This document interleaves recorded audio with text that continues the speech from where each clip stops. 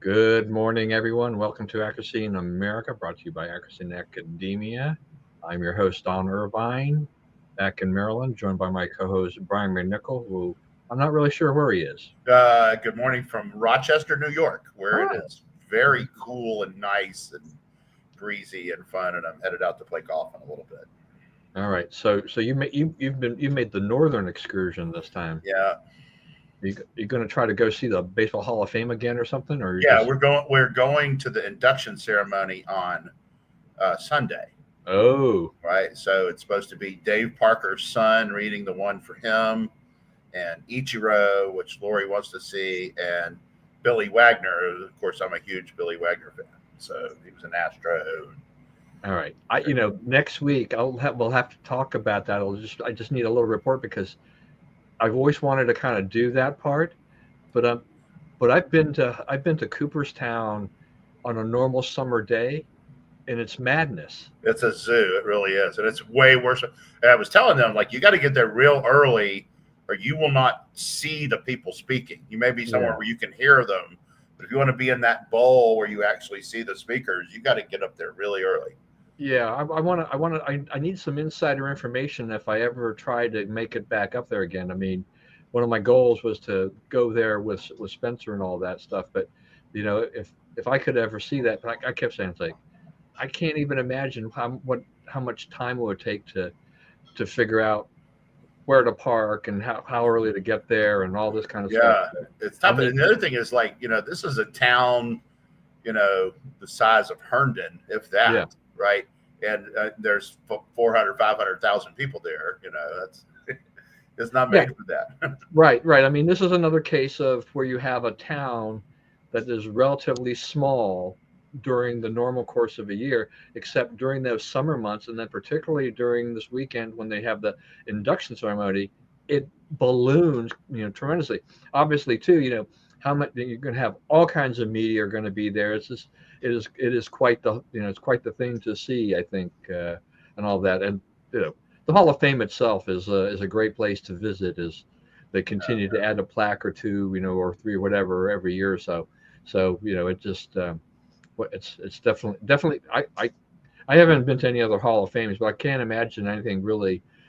Both you and I love baseball, and Yeah, so I mean, I'm always going to think of this is a real monument and a real shrine to baseball. yeah, it really is. So Yeah, we're watching the Nats AAA while we're waiting. So they be good. might be better than that's. No, they're not.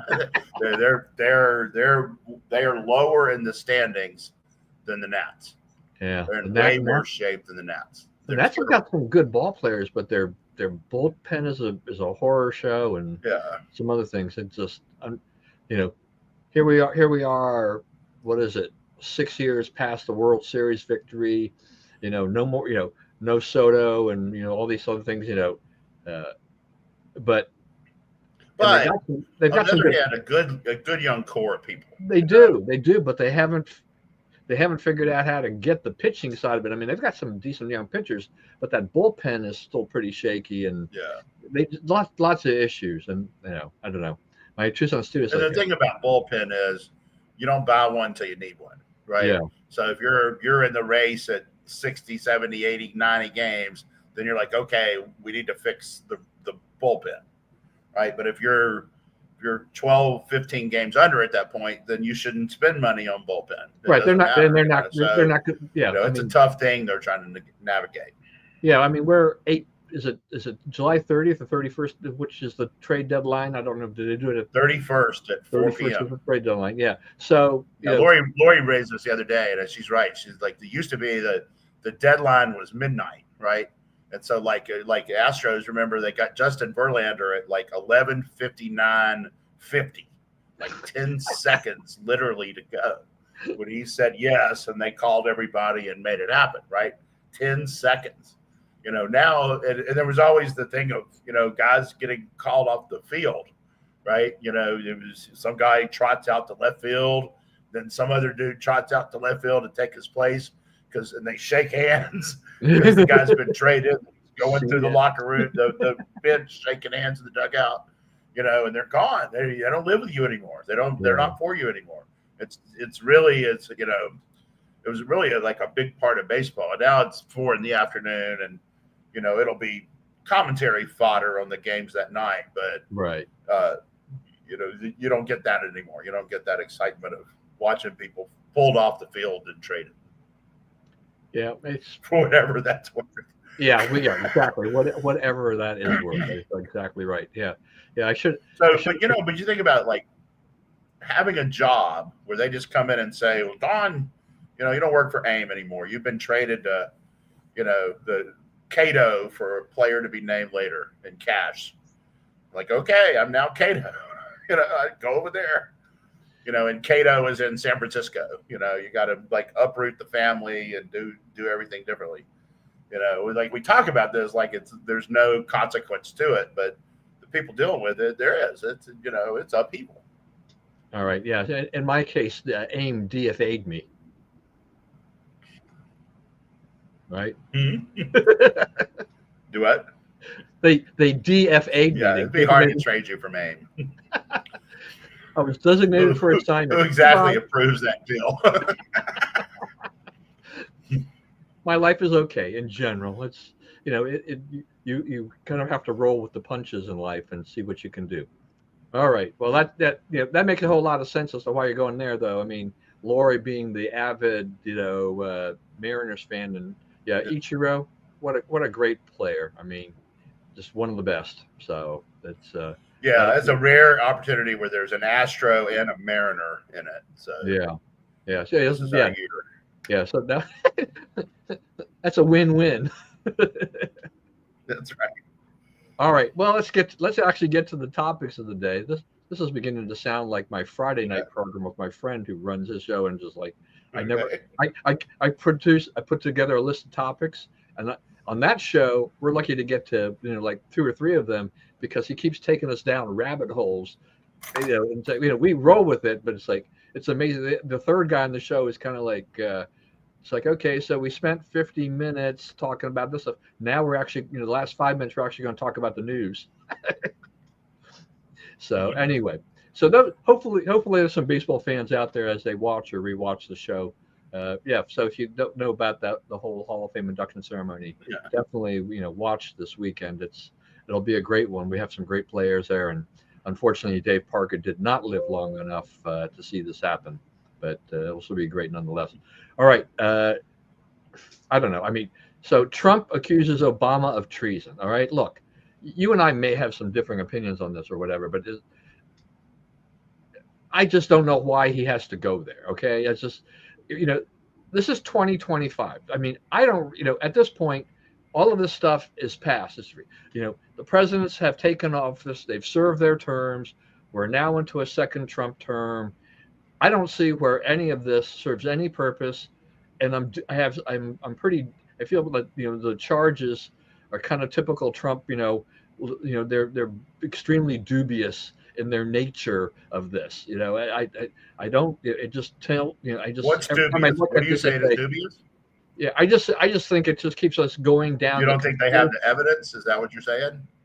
I don't think there's enough there. I don't think there's enough there that we have to go back and revisit this whole thing and to accuse a former president of treason. I mean, that's just we have to kind of, there are things in life where we have to move on, and I am more of the person who's like, can we deal with the here and now and not with all of that? I mean, Trump got his shot at office. 2020, you can argue that to death about who should have won. But Biden served his term. He's gone. We're back to Trump. He won. And this, so I'd rather deal with more of the here and now. But when Trump starts to dig up, or in this case, I guess Tulsi Gabbard kind of got the whole thing rolling, dealing with this, is that I don't know what problem this solves. We've got other things that are bigger. People have taken office. They've served their term. You can put this in the history books or whatever if you want to argue it, but for the president of the United States to start accusing the former president of the United States and starting getting into a tiff with him, I just don't see the purpose of this. That's just, I know you're big on Trump. I am less big on Trump. and less big overall. I think it's past the point where it's how big you are on Trump. They tossed his house when he was a former president, right? They went through his wife's underwear drawer, right? So the gloves are off. I mean, the idea that, oh, we don't talk about past presidents. They searched his house looking for stuff that clears them. Like they're not the good faith actors here. The other thing is, if the Democrats get away with this, if nothing ever happens to any of them for this, what's to stop this from doing that? What's to stop them from doing this every election? At some point, you got to say, we caught you screwing around, and you got to pay. So that, because these are easily people, these are people you could easily convince not to commit crimes with strict sentences. You can deter them, the easily deterred criminals. They're like, well, I'm not doing that. That's 20 years in prison. Right? Look what happened to the guy who worked for Obama, right? And they did this. That's their own records. This is what she's releasing is White House presidential daily briefs that the Obama White House created that has all this in there. So there's no denying that they did what he said, right? Because it's their handwriting, it's their document that they produced documenting what they did. Okay. So, there's no wiggle room on this. They are absolutely caught. They are absolutely guilty of what Trump is saying. You can say, my question is, if you say he's obviously he's talking about treason because it doesn't toll. There's no statute of limitations on treason. There's no statute of limitations on sedition, and they're not subject to presidential immunity. But it doesn't matter what immunity has been claimed. Those two crimes are beyond presidential immunity, and they're dealt with criminally, not through the impeachment process, right? So he's in the right place. The evidence is ironclad. And if my question is, okay, so we've established this, right? I'm pretty comfortable with saying they have enough evidence that Obama knew about this, knew it was false, and approved it, right? They have enough evidence to prove all of that. So if you can prove all of that, now what are you going to do? You're going to lock up Obama? You're going to put him in prison? I don't know. I don't think so. I mean, maybe, but that seems far-fetched. But these other guys, right, Brennan and Clapper and Comey, who participated in this and made it happen, and and let's be clear about what they made happen. They went in and said, we know that there are people in our name going around creating crimes to accuse Trump of, and we're okay with that, right? That's what they said, because, hey, we don't want that guy to be president. And if Hillary cooks up some story that happens to stick, more power to her, okay? So, you can say, okay, well, it's too old and this is by the boards and everything, but what stops that from happening again, right? Because you're not giving them any, there's no, they laugh all the way to the bank, right? We did this, we pulled it off, they found out about it, and they still didn't act on it, right? So I think you would have to assume that they would just keep defrauding us whenever it became necessary ad infinitum, because there's no penalty.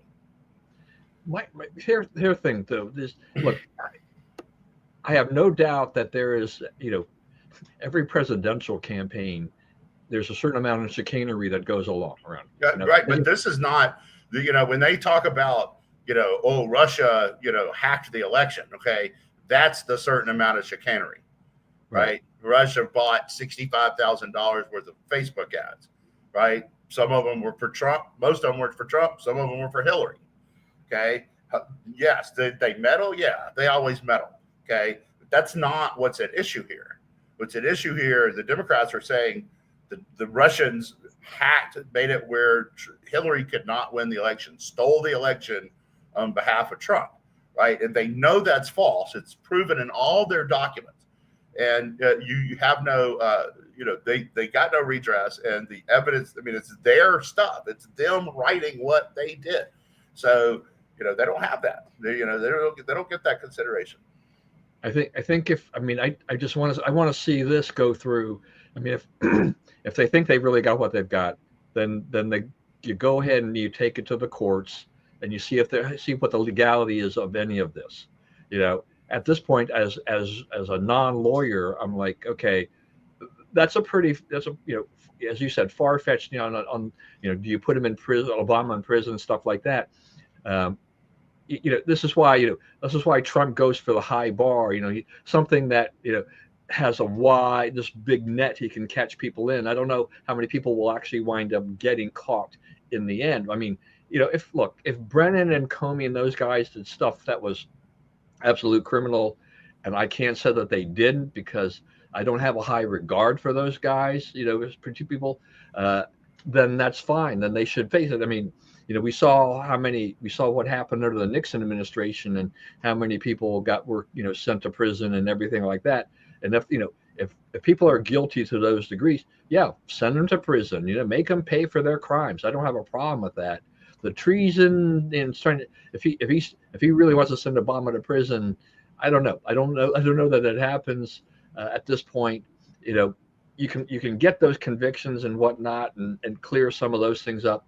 That I'm fine with. But presidents, the things happen, and I don't know. I mean, sometimes things happen where they kind of nod their head, or whatever. But we know that there's a lot that happens in administrations that happen with the underlings that are controlling a lot of what goes on.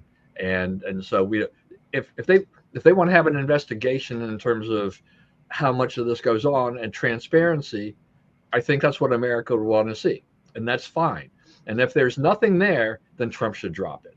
If there is something there and they want to go to prosecute, that's fine. That they should lay that out and make sure that if they want to be transparent, they need to be fully transparent. It may what or they may say is they're laying it out and they're making criminal referrals to the attorney general, and she's not, and she's dragging her feet. So yeah, well, I mean, we'll see. I mean, how but my feeling is I'm not for big blame the attorney general for stuff, because she's clearly doing what Trump tells her to do. Right. She's not jumping into something. It's because he told her not to jump into it. Right. Yeah. No. She's fully cooperative with the president. Yeah. And his thing is timing, right? It'll be at the time when it hurts you worse. Yeah. Well, he's good. Trump is really good at if he wants to change the news cycle, just go out there and do something. Right. A true social post, an accusation. You don't even have to have all the evidence. And look, the world is made up of things where you can go ahead and accuse another person of just about anything. It doesn't even have to be very truthful at the beginning. And it goes. If it's high level officials, it tends to go viral, and then everybody tries to see, is there any truth of that? So in the meantime, there's the media playing on that, and there's a bunch of other stuff going on that maybe that's what Trump wants to distract him from something else, to this. Trump is juggling so many balls in the air. It goes back to what we've talked about time and time again on the show, which is just that he's a constant distraction machine. He throws so much out at you. The opposition, the Democrats, the liberals, the media really don't know where to concentrate. They can't really fully bore in on one thing because there's something else he throws out there, and then they've got to go. They have to think: do I stay with this or do I go with that? And then they're bored in on one thing now. Jeffrey Epstein. Yeah. Well, they're bored in on that one. They did. The problem is like, Comey's daughter prosecuted Maxwell. She said Trump doesn't have anything to do with this. Trump fired her. She still says that, right? Maxwell says Trump doesn't have anything to do with this. All the evidence says Trump doesn't have anything. He swore off Epstein. So you see all these pictures of them together 25 years ago, and you see all these AI generated, Trump with the stripper, Jeffrey and the strippers, and all this kind of stuff. They're like, see, there's 94 photos. He's got to be guilty, but they're not. You don't have what you think you have. The Washington Post came out with, I guess, on the 25th. I don't know where we are on dates now, with a story that said that Trump was, you'll get ahead of yourselves, guys. Trump was not involved in this. So, we've looked. We would love to hang it on him, but we just can't. So, they are they're running themselves. They're like the kamikaze pilots. They're lining up on that ship, and they're not planning on surviving it. Right? Like that's the only thing I can think, because they're they don't have a chance at this. They're not going to get Trump on this stuff. Oh, and there's more. I guess you heard the last day or so. There's more stuff. They found out they were friends. It's like you don't have anything. You're making something out of nothing. So now who is on the list, right? Did you notice that? Like, I don't know, somebody put out a cut video or something that said, do you notice anything about all the people that Biden gave a presidential medal of freedom to? And it's like DeGeneres and there was 4 or 5 of them that they're all accused of doing stuff with Epstein.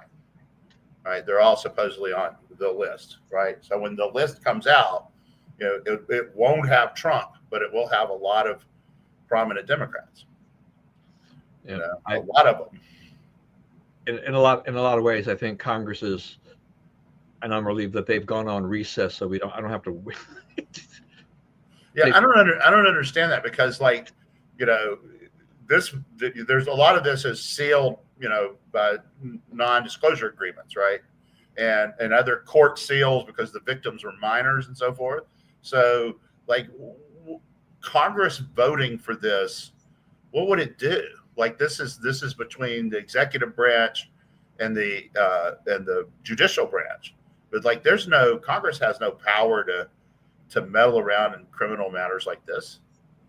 Like, where would Congress authority come from if they voted to open all the files? What difference would it make?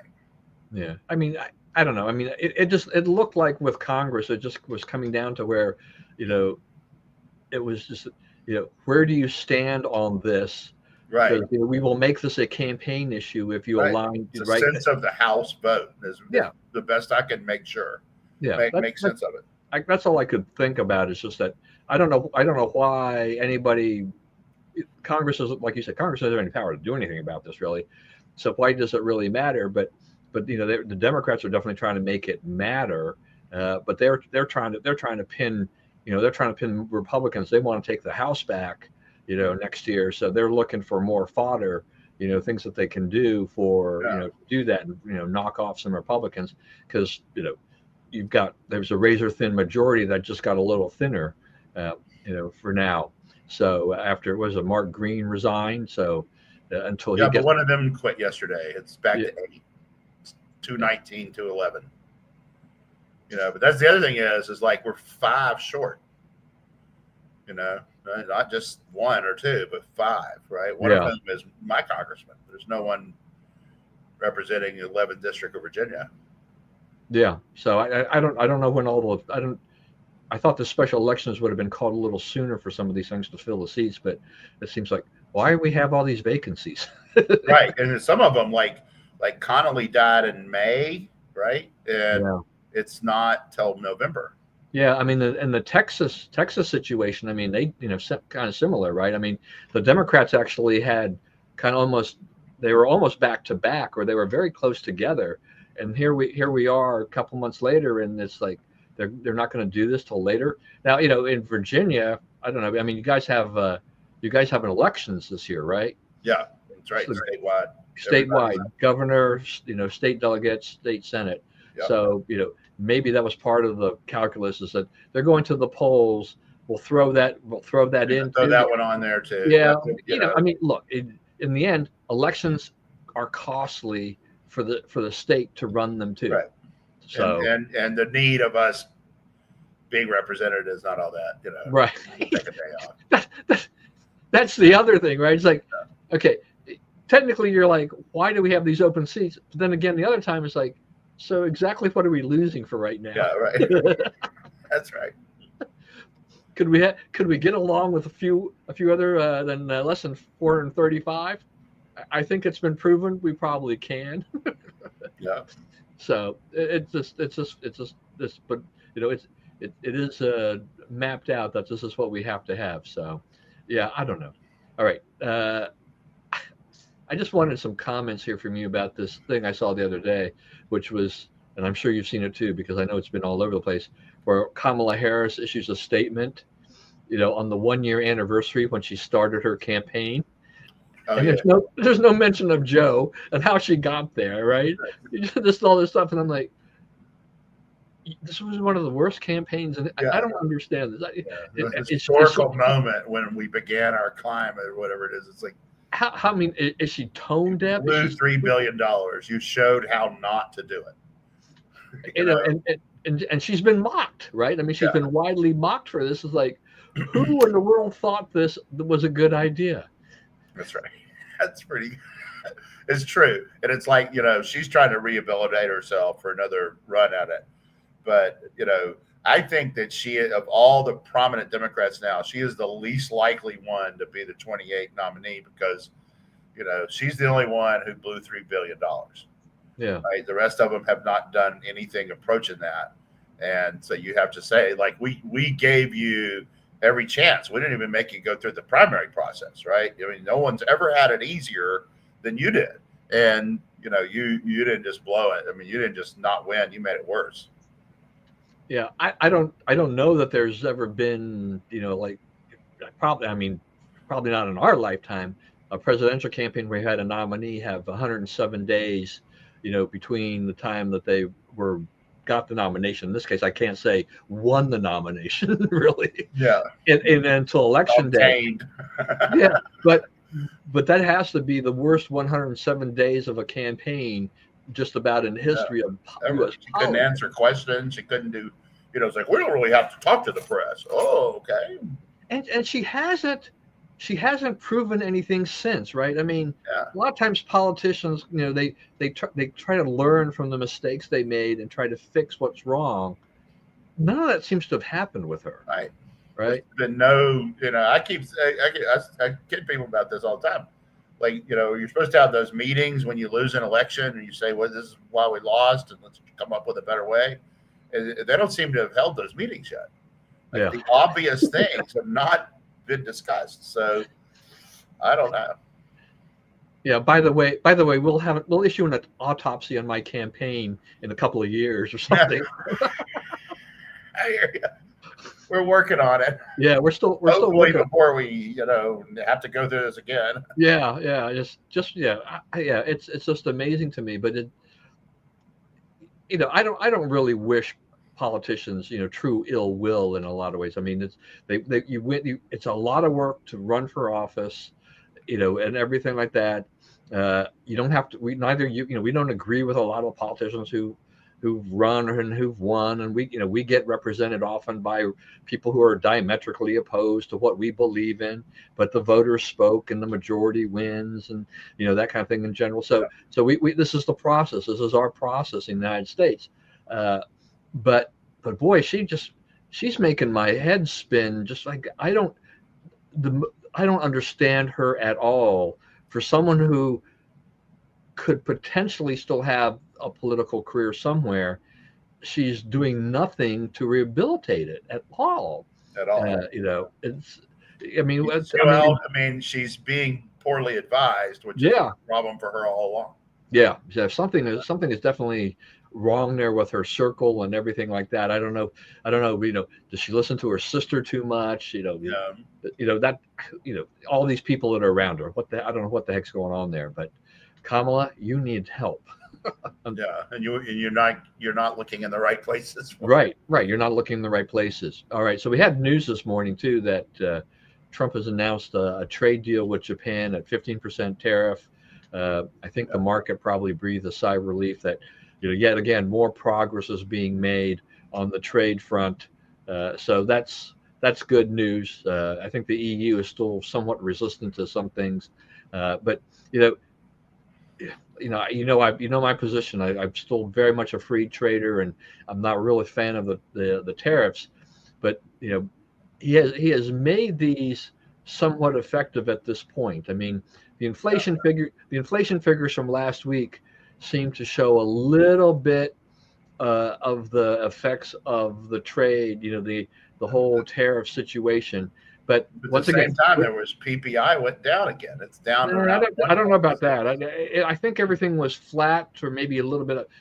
When I went, you mentioned us last week, and I went back and I didn't see anything like that. But nevertheless, what I was reading was just that things are moving in an upward direction, but they're still waiting to see what happens next month or two, because as long as Trump keeps pushing off the real deadlines with some of the bigger deals, we really don't know how much of this is going to be affected. A lot of the costs have been eaten by the manufacturers and by the retailers, but they have been working through inventory that they had earlier in the year, kind of pre-tariff, and as they start getting goods that are tariffed, they are going to be limited in terms of what they can do, and you can only push this down so far. So, I think we still have to kind of wait and see.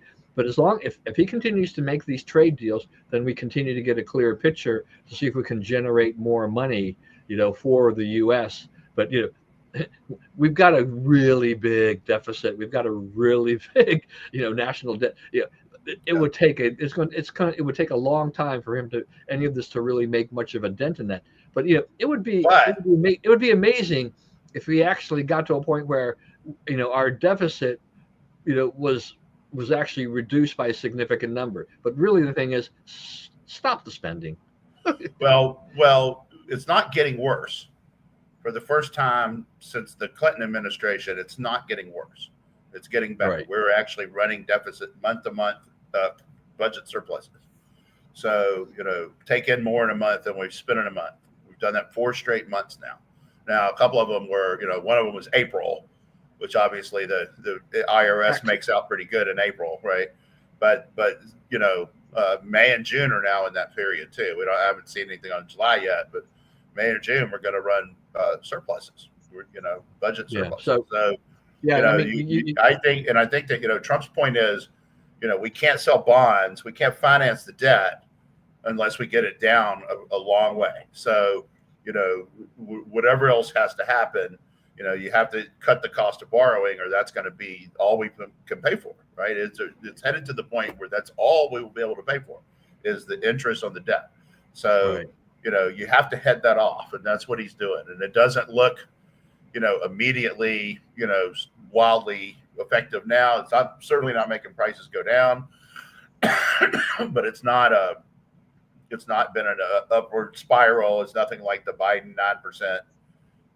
All the volatility that went on with all those. Right. I mean, the one thing that has happened is that inflation has been relatively benign, which went totally against what everybody thought was going to happen. The market and the markets now trust Trump, right? The market, whatever gets announced. You remember at first there was this big upheaval. Oh, the trade deal. Oh, we lost 9 billion points on the stock market. Well, then Trump cut it in half. We went up 9 billion points on the stock market. Now it's priced in that these things are going to happen. It's going to be fluid. You're not going to necessarily know from week to week who's paying what in tariffs, but but the U.S. economy is going to survive it.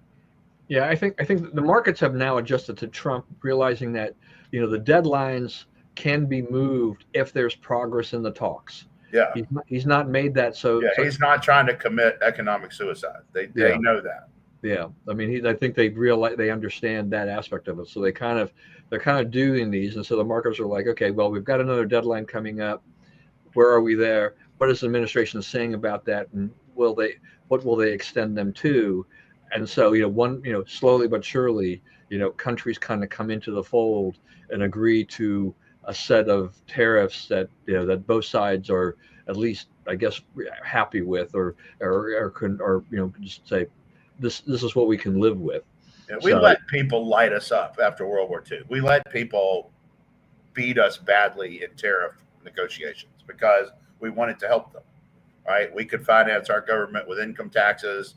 They could not. They were flat on their back. So we let a lot of people take advantage of us to help them get back on their feet. We basically bought prosperity for 25 years in Europe. We paid for it.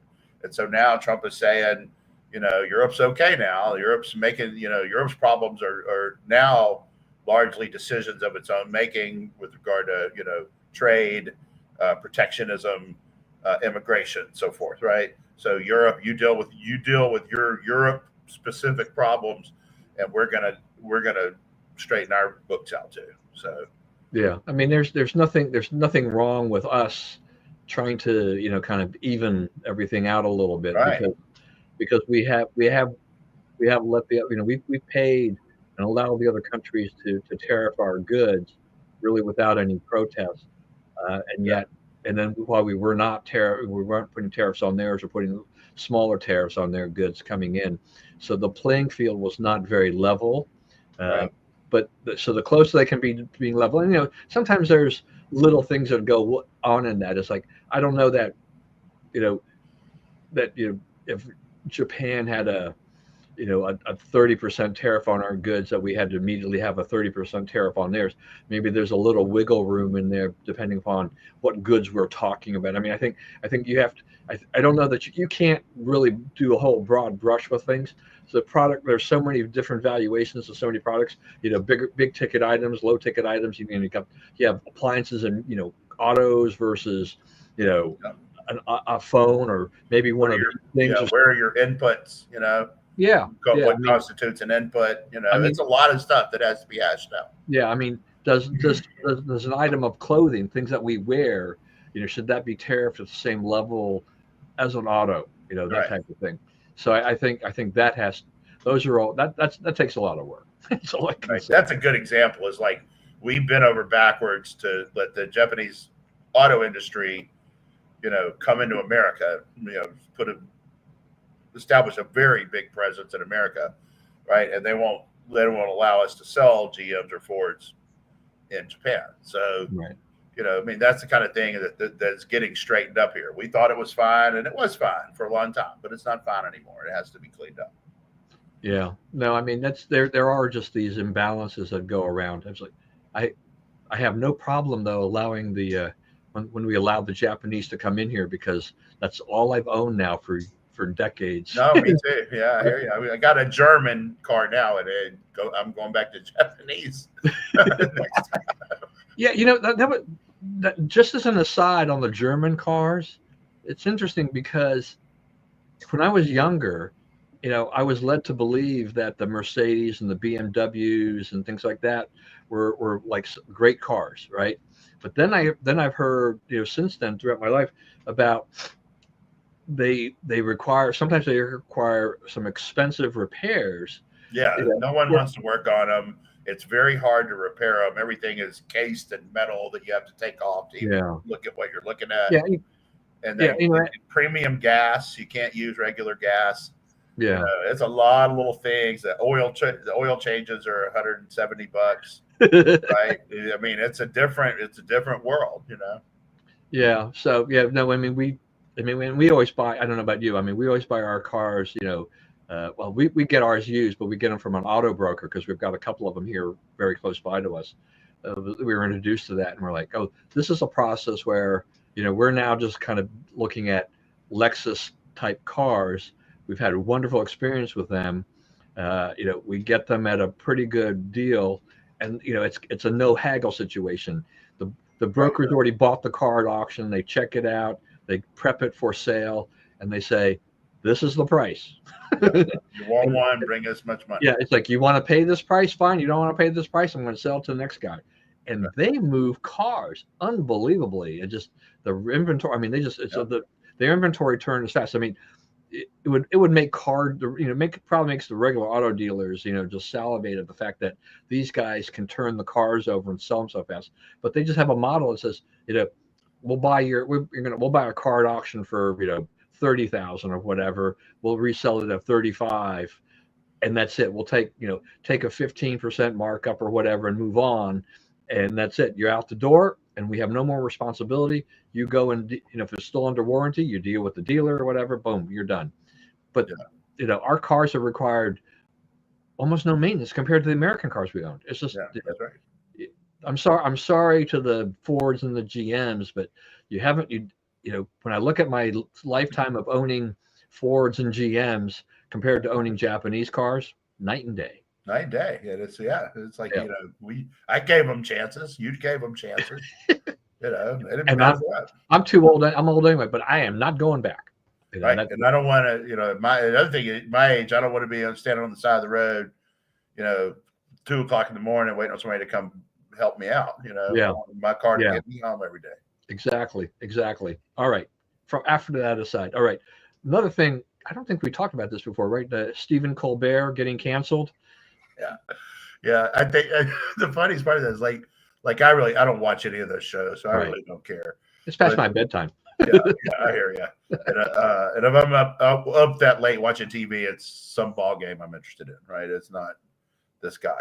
But you know, it's the same thing as the other thing that happened this week, which was NPR and PBS being defunded, right? He was told like you're losing audience, you know, and the guys come back and say, oh, he's the #1 talk show, which is true, but he's losing audience, and the show is already losing money. And the reason he's losing audience is because he's too political. Like he has by far the most political guests, right? And when you tune in late night TV, it's like a guy to snark with the Democrat congressman of the day, right? And it's like, as a Republican, I would have no interest in that. And I can't imagine. And anybody who's like undecided, it's like, okay, I don't want snark. That's not entertaining to me. Like Jimmy Fallon, on the other hand, has gone the other direction. He has had MRC studied this. He had 4 political guests in the entire first half of 2025, first 6 months of this year, and it was like Michael Strahan and somebody else from Good Morning America, and it was in terms of being political guests, they were lightweight, not harsh partisan hat type people, but just people who that's where they land, right? I don't look at Michael Strahan. He's on a liberal show, I guess, but I don't look at him as a threat to truth, right? I look at him as a dude on a liberal show. So, so he's talking to entertainers, and he's talking to, people who do funny things, and, it's gone back to being kind of like what Johnny Carson was. And he's the only one who's really gaining. He's moved up from 5th to 3rd, right? He's the only one that has any momentum. And it's because he has gotten off politics. He has moved politics down his priority list. And I think, by 10 or 11 o'clock at night, when people sit down to watch these shows, they've had enough politics, right? They've had enough fighting. They've had enough, scourging the other side. And they just want to watch something and make them laugh and be entertained lightly before they go to sleep. So, I think he hit on something, and Colbert went the other way. Colbert was warned, just like PBS and NPR were warned, right? Last year, they got the guy, Uri Berliner, wrote the essay. He was a longtime producer at NPR. He said, we're moving too far from the left. All 83 people who work in the NPR Washington office are registered Democrats. He's like, this is not balance. We're supposed to be balanced. And the people on the other side are noticing, and they're turning away. And, and there was a congressional hearing about it and all this stuff. And they all, we're not biased. I don't know where this comes from. We're, Big Bird and Sesame Street. And, and they didn't bother to change. In fact, by some measures, they got worse. And then Congress got another hack at them, and they got it over the finish line. So no more funding for that. No more public media in the United States, which I think is absolutely terrific. Yeah, well, and I think on the NPR thing and all that stuff, I mean, I think it's been overblown to the sense that that's not all the money that they get, right? I mean, they have other funds. I mean, the idea is that right, it won't put them out. It won't put them off the air, which is okay. Right. You pay for your left-wing propaganda. I have no objection. Right. I mean, Yeah. Are you trying to cover him? Yeah. I wasn't sure what that was. Shot, Marty. Yeah, that's fine. I kept seeing his head bob up. This is what happens when you're in a hotel room. Okay, that's right. Stuff's going to happen. But yeah, I mean, part of the problem with the NPR, fight or complaints by the liberals is just that, how it's going to wipe them out and all this stuff, and there's going as if these guys are going to totally go away. This is not the case. They still get money, but we're basically taking off this public funding, this huge chunk of public funding go ahead and raise your money. You've done fundraisers with your listeners. If they want to keep you on the air, let them give you the money to keep you on the air. And there was a lot of talk about, they wouldn't have gotten the reporting out of, say, Texas or some of these disaster areas. And I'm like, no, poppycock. They didn't report. That's another thing. Okay, so when that happened, like that's the other thing. MRC wouldn't look. Okay, what did public radio do down there? Right? If they're so big savings account, they're going to save us all from the terrible storms. What did they do? Here's what they did, Don. They're all morning edition was on. Right. So the storm, the notice comes out of Kerr County, the sheriff or whatever, where he's like, you got to tell those people to get out of there right now. That river is out of its banks and that water is headed their way and they cannot stay. And every private radio station in that area stopped its programming and jumped on this, right? Hey, guys, get out of there, right? And NPR kept playing Morning Edition. They never made a comment the entire time. They didn't respond at all to the biggest natural disaster in their area in a century. None. Yeah. No, I mean, that's the thing. It's like, so, it's already proven that they're not like the outfit that's out there. That's the lone report that we're going to save hundreds or thousands of lives because we have people on the ground because we're a local public radio. Right. No, you're not. No, you've got a political agenda and you're going to cover what you're going to cover. And this is a story that, you totally blew. I mean, I saw reports about this and I thought this was just, don't try to roll that into some plea of like, oh, poor National Public Radio and everything, poor PBS. Yeah, they CBS. So CBS, the CBS tried to jump in and help them, and they did a bunch of reporting and how terrible it would be. And one of the things they did, they sent a reporter to Shreveport. Because Shreveport, the school I went to, LSUS, with our 59-0 national championship baseball team. Want to get that in there one more time? They have a public radio station. And it's called Red River Radio or whatever. And the local guys that are on, I think, 2 hours a day, right? There's 2 local guys and they each have an hour or whatever. Or they give the news and whatnot. Okay. So they go there and they're like, these guys could be out of work. This could go away. This all will go away. And Shreveport would be a media desert. They wouldn't have any information. Shreveport has 4 network TV stations and at least 10 radio stations. Right there, it's 200,000 people. It's not a media blackout, right? And Bossier has another 100,000 or so. You're talking about a $400,000 person media market with 3 newspapers. They're all digital or whatever. 4 TV stations and 10 radio stations, right? I'm sorry, but they will not miss NPR. News will get out in Shreveport, regardless of what happens to NPR. It's like, please tell me who's going to miss NPR except for like liberals, right? Right, that's right. They can pay for their own propaganda. Yeah. Why are you and I paying for that? So let me ask you this. So the thing I want to tell them is, so Trump is in charge now. So if Trump cleaned house at NPR and put in John Nolte running it, Tucker Carlson, and whoever, right? All the people who've been fired from conservative media. Here's your new job. Go fix this place up, right? So what would y'all say? Y'all would say defund that because you're giving the other side's political ideas, right, and not ours. Okay, that's what's going on now. Yeah, no, I mean that's a pretty good point. I mean, it just I mean. If the on-air personalities and top brass were replaced by conservatives and funded by taxpayers, the liberals will be on this in a hot minute. Yeah. They'd be if they get control of Congress and the Senate, they do the same thing. If they get the White House, they'd be like they would make that go through. That would happen. That would happen on day one almost. That's right. So with all that, that's a good point. All right, we're getting around the corner here. I did want to ask you about this Hunter Biden has kind of resurfaced. I don't know. I mean, what is the deal with this guy? My favorite part of this is where he explained that crack cocaine, that's actually the decent human way to doing cocaine, because you get out the impurities. The cooking process takes away the impurities. Like if you're going to be a man and do good cocaine, then you need to smoke the crack, not just sniff it. That's supposed to be safer. Because of the impurities. Oh my God.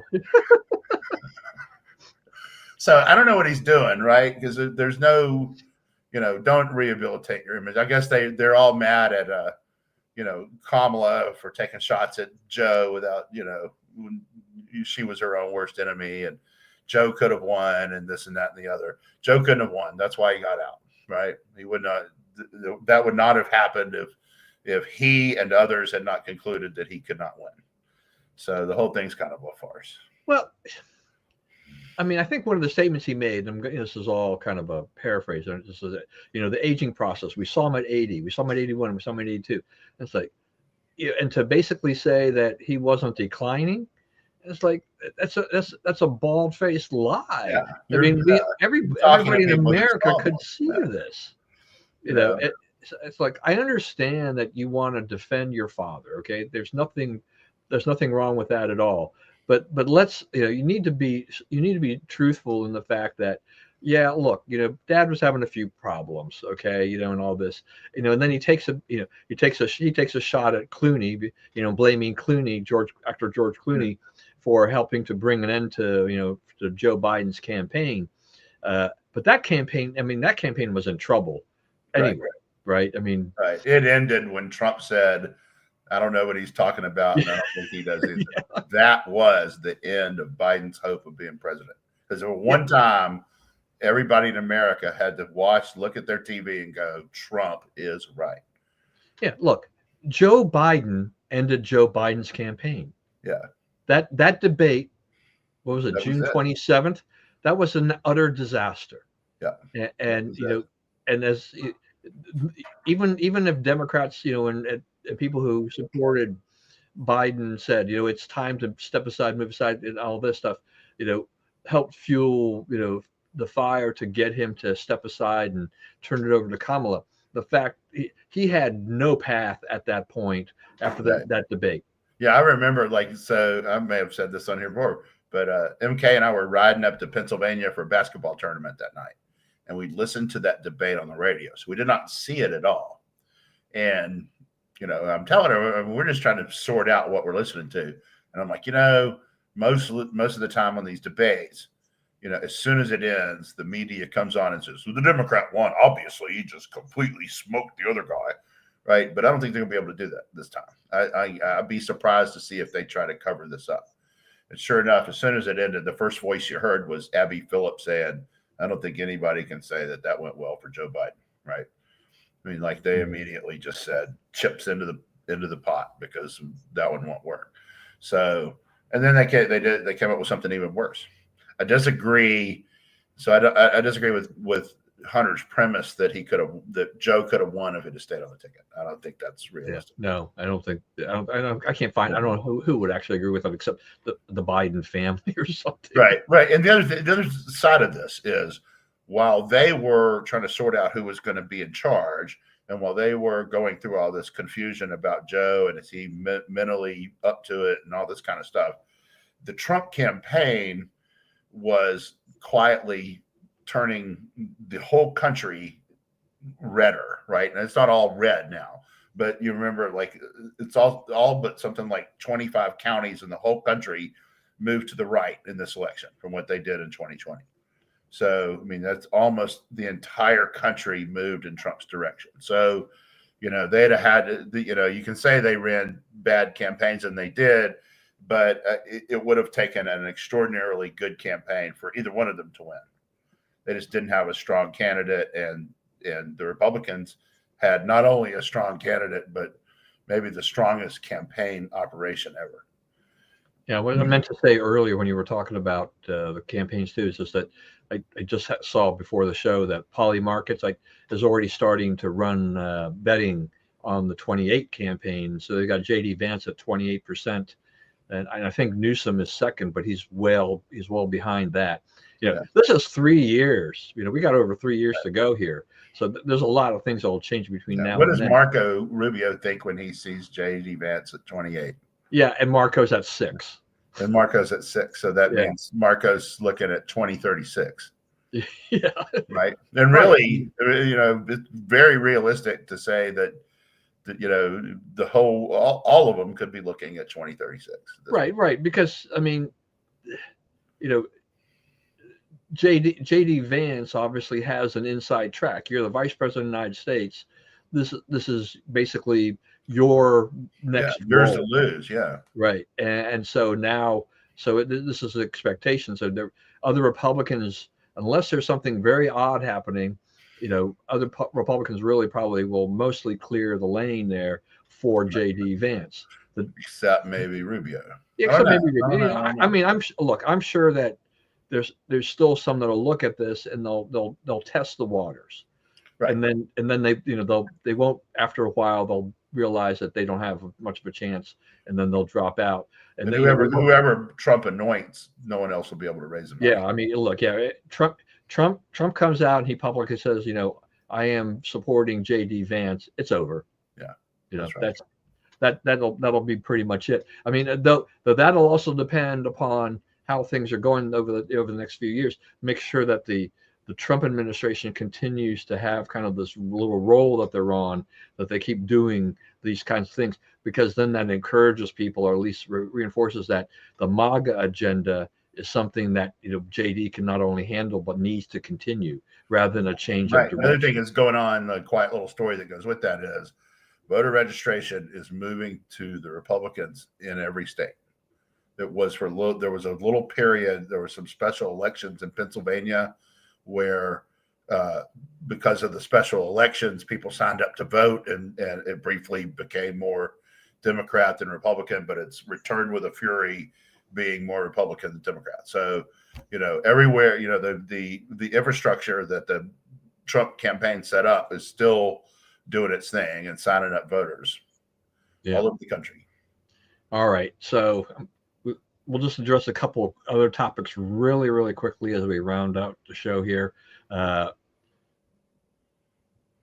The WNBA, their whole All-Star weekend thing and all this stuff, the warm-up shirts, pay us what you owe us, got a lot of attention.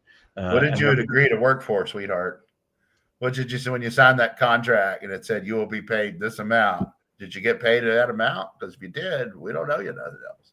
Yeah, why did you agree to pay for it if you didn't think it was a fair price? I saw somebody post something that says they ought to be sent an invoice because their teams are losing money. Yeah. I mean, you know, the thing about this, like, that is a historically poorly run sports league. I think the one thing that NBA needs to do at the end of the season, not during it, is say to the league, you know, if you don't change the management, we're not going to keep keeping you afloat, because it's not going to work. It's not going to catch up. There's a market there for women's basketball that was not there before. They have in a sense created that market.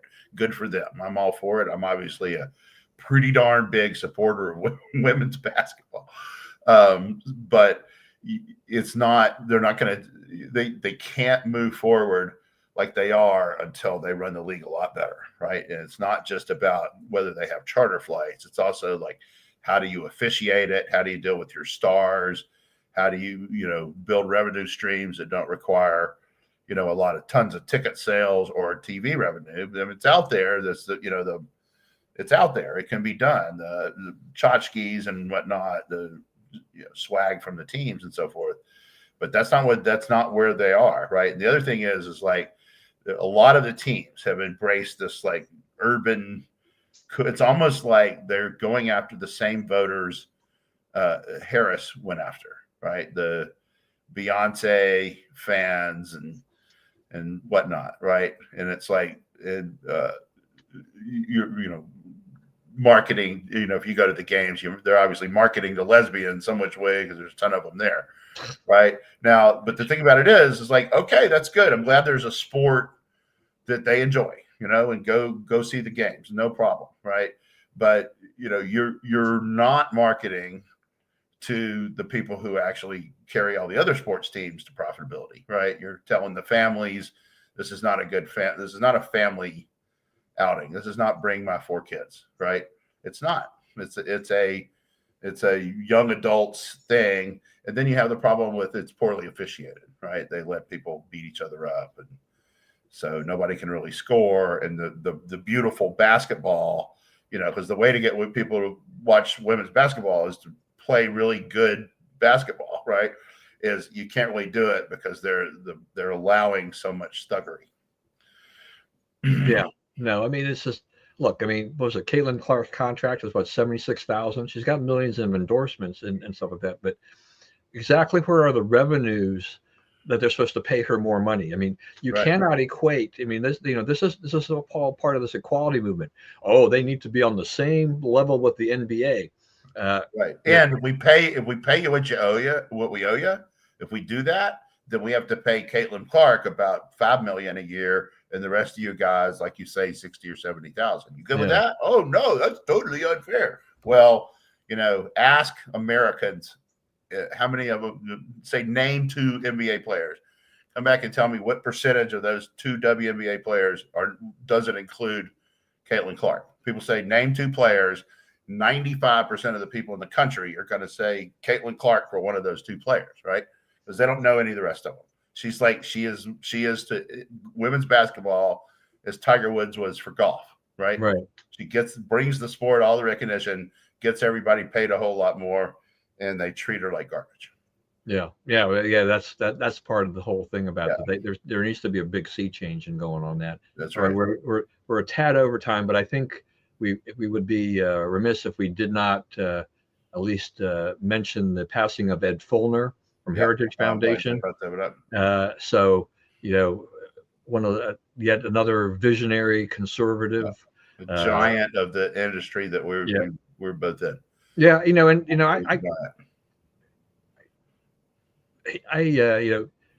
my feelings about him sometimes was like, I mean, he got paid very well for what he did, but I mean, he really built Heritage into a behemoth of an organization. He sure did. Which is amazing, and with a lot of influence and everything like that. But he was a smart guy. I mean, he really was a smart guy. You listened to him. He had keen intellect. He was a great guy, and he also talked to people all over the world. He was informed. He read a lot. Went to mass every day, daily Catholic. Yeah, and he didn't overstay everything. He stepped back. He turned Heritage over to other people, let the next generation kind of come in, which I think is admirable. And so that so that Heritage can continue on, and it becomes less about Ed Feulner and his legacy and more about the next generation that's running things.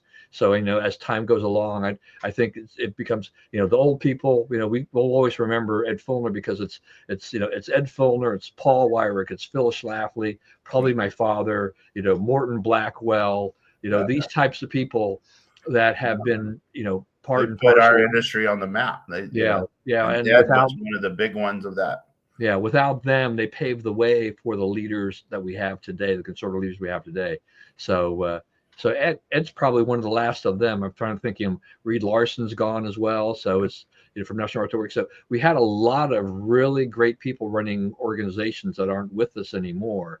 Yeah. And I don't know. Are there any other of those kind of leaders that you can think of that are? No, well, my guys are the Bozels have been at this as long as anybody now. Yeah, they are now the old guys. Yeah, I'm sure I'll get a call from David here in a minute. I'm old. But you're old guy. All right. But I didn't want to say this. So, when I was at Heritage, I was the coach of the softball team, and we were really good. But the big thing about softball is, it's not just you need to win the games. It's the memos that go out before and after the games, the preview and the post memo. And Ed liked winning. And before I took over, we had been very bad for a long time. And we eventually, we had these guys, Dan Mitchell, Mike Needham, who's one of the people that they're trying to get confirmed in the Senate now. And we ended up with some good players. We were able to turn the team around. And Derek Hunter was on those teams. Yeah. Derek, So I mean, there's a lot of people who are now well-known folks in Washington that were playing those games, and Feulner would come and he would sit behind the dugout and smoke a big cigar. You could smell the cigar smoke coming across and everything, and he was always always referred to him in those memos as El Presidente Feulner. And I'm like, we were joined. We had El Presidente Feulner providing the cigar smoke that powered us to victory, and all that kind of stuff. And he loved it, right? And he was at our deal when they had a marriage party for a wedding. We were going off to get married. Heritage had a party. He came in and talked at the party. So that's right. There's a guy like Lori worked right outside his office, so he knows her better than me, but he knew us both, and we were he made the jokes about the couples created at Heritage, and it was pretty cool. It was good to be in that line because some of those people were pretty impressive. Yeah, we will miss Ed, a real power of what we do. Absolutely. I thought you were going to say that you had a designated hitter rule and he was going to be your cleanup hitter. I don't know. He had the time. Him and Crane got into it one night, right? And one of our players told Crane to F off, and we had to write a letter of apology. All right. So, on that note, we'll end the show. Anyway, everybody, thank you for joining us today. Thanks once again. Always stay safe and well. Always, please remember, we live in the greatest country in the world. Do not let anyone tell you otherwise. And as always, God bless America. And we will see you again next week for who knows what news will have crossed our screens. All right, we'll see you again next week.